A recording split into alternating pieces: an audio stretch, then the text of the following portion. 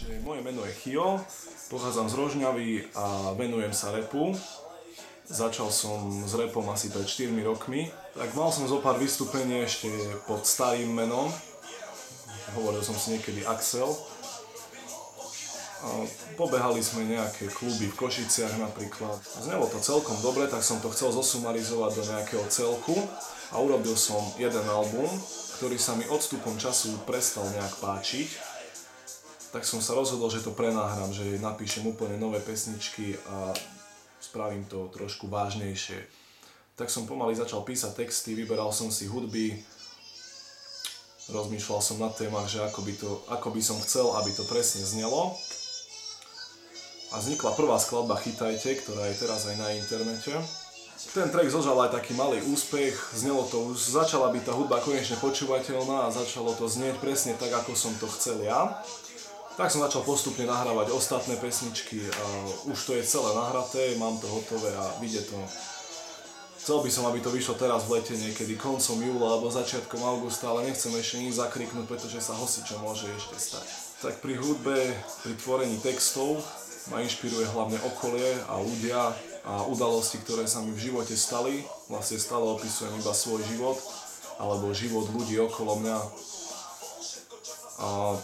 Hrám sa s technikami, a s prejavom a s textami.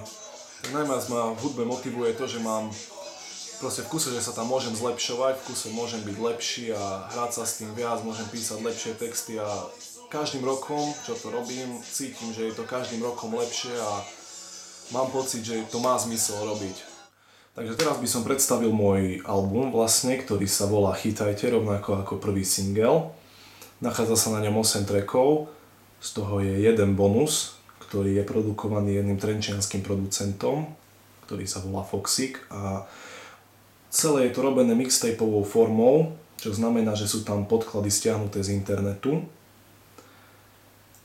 a mohol by som ich aj jednotlivo predstaviť, tak v rýchlosti je tam intro, potom je tam tá skladba Chytajte, o ktorej som už hovoril, je tam skladba pre ľudí, mojich kamarátov, pre moju rodinu, Idete to so mnou sa to volá.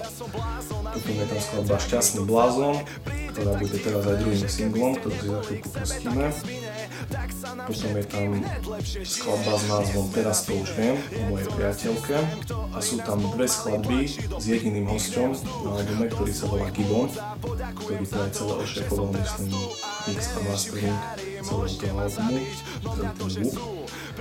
A dve pesničky, ktoré sa volajú, jedna sa volá Aj keď, je to taká pohodová vec, že aj keď padali z neba kravy, tak aj tak sa môže na to človek usmiať a brať to pozitívne.